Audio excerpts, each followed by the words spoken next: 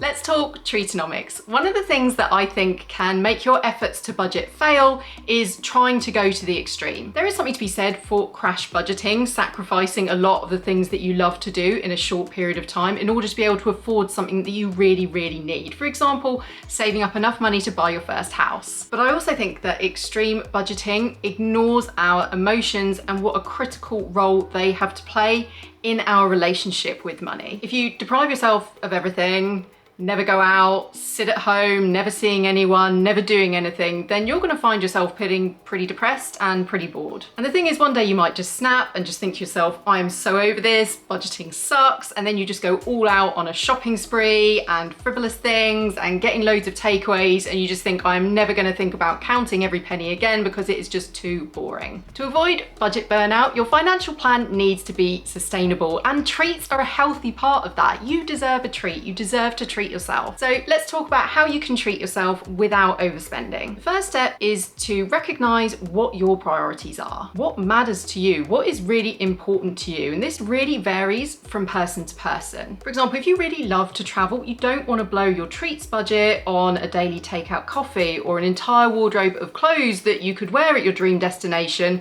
but ultimately end up in a place where you can't afford to actually go to that dream destination. What you want to do is decide what treats are most meaningful and important to you and make those a priority in your budget. You don't want to be wasting money on the stuff that you're a bit meh about and not leaving yourself enough money for the things that you really love. For me, this has involved cutting way back on the amount of clothes that I was buying. Big trigger for me was social media influencers and email marketing and social media advertising. It's really hard to resist buying new things when the temptation is there all of the time. I think in this age of social media, it's become really, really hard to prioritize. Remember to prioritize the things that we really love, because we're shown other people's priorities all of the time. Because comparison syndrome is like a natural human reaction, we kind of think, oh, right, like, is that the life I should be living? I should be going on like the third holiday this year.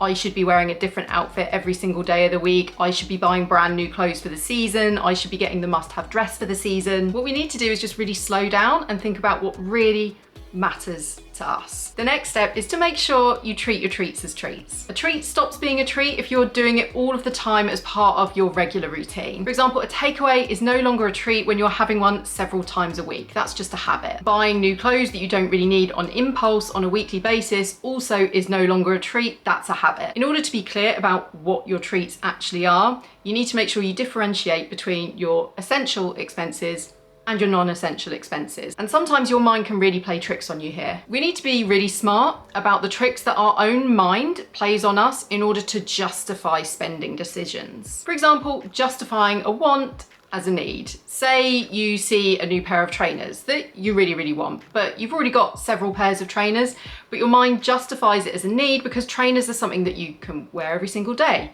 You can wear it in all kinds of different situations, and so your head justifies it. Well, that's a need because I need trainers because they're something that I will wear regularly. So you need to be really clear with yourself about what is a want and what is a need, which takes me on to my next step, which is to plan treats into your budget. Now, I've said on here before that budgeting down to the very penny is not for everyone. Now, for some people, it really, really helps to track your spending, and I've actually got a really, really useful spending tracker that I use, and I'll link that in the description below. I've said on here before that budgeting down to the penny is not for everyone. It doesn't work for everyone. Some people prefer to be more spontaneous, or their life is a little bit more unpredictable and they don't like the feeling of setting a rigid budget and then it all going wrong and then feeling like that they haven't quite achieved anything. However, for other people, tracking every single penny does work, or at least a kind of vague budget idea. And I've actually got a really, really cool budgeting spreadsheet that makes this really, really easy. I'll link that in the description below. So whether you're having a strict budget down to the penny or more of a loose idea of where your money is going, it can really help to have a spending rule of thumb when it comes to setting your budget and your treats budget. For example, you could say that you're going to allocate 10% of your income to fun stuff, and that way you can spend money on treats without feeling guilt and remorse afterwards. And most importantly, you're not spending money that you don't have. The next step is to make the treat high value. One great way of making sure that a treat that you spend your hard-earned money on really is a valuable treat is to make sure that it gives you a high return. Taking your kids to the park park every single weekend and always buying a snack like an ice cream or a cake and a drink when you're there can be £20 a time, and that can really add up over the course of the month if you're doing that on a weekly basis. And effectively all you've done is you've saved yourself the 2 minutes of time that it takes to fill up a water bottle and bring that out with you. However, if you take your kids out for dinner once a month, for example, that is going to save you well over an hour, probably 2 hours in terms of cooking and cleaning up afterwards. My point is that you've bought yourself more time and saved yourself a lot of effort by having the meal out versus having the quick convenient snacks when you're on the go. And this is also about getting best value for your money. You could easily fritter away thousands just like that by spending money on small items over the course of the year. For example, subscriptions that you don't really use that much and food and drinks on the go. You know, you only need to mindlessly spend £14 or $14 a day in order to lose 5k over the course of the year. 5k, that's like a family holiday. So my rule is that if I'm not 95% certain that this treat is going to save me a lot of time,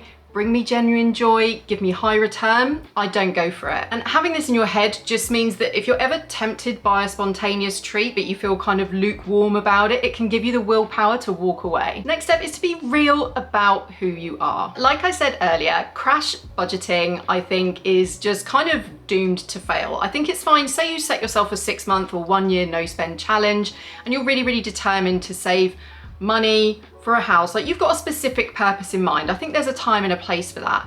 But when you just decide one morning that you're going to totally overhaul your spending habits, which is great, fantastic, particularly if you've been living beyond your means and it's time to bring your budget under control. However, if you sit down and decide literally overnight you're going to become a totally different person, you're not going to be able to stick to that budget. You need to sit down when you do your budget and be honest with yourself about who you are.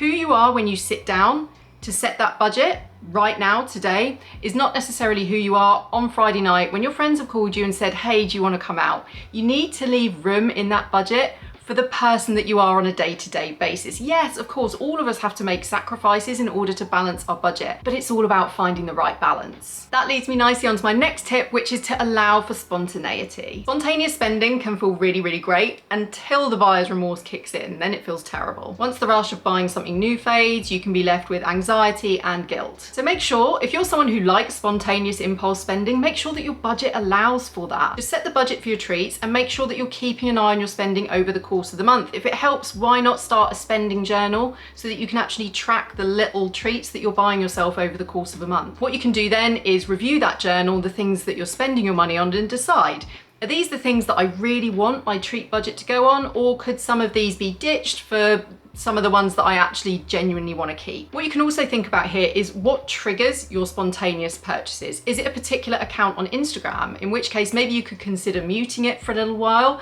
just to give you a break. Or if it's a particular brand that emails you a lot of marketing stuff and you find it really hard to resist buying from their latest range, maybe consider unsubscribing from that. The next tip is an obvious one but a really important one, and that is to never go into debt in order to treat yourself. When you treat yourself, this should always be with money that you actually have. Never ever think to yourself, I don't have the money right now, but I really want this right now, so I'm just going to go ahead and do it, and I'll stick it on a credit card, or I'll go into my overdraft and it doesn't really matter, because that attitude is a slippery slope, and debt ultimately ends up costing us money thanks to those dreadful high interest rates that are charged on credit cards and on our overdraft. And the final step is to challenge your mindset about what a treat actually is. Having a treat doesn't have to equal spending a whole load of money. Now, don't get me wrong, if I were to win 10k right now, I think I could think about a whole bunch of stuff that I would really enjoy that I could spend it on in like less than a minute. It's kind of scary actually when you think about how quickly you can spend. Like, I mean, 10k,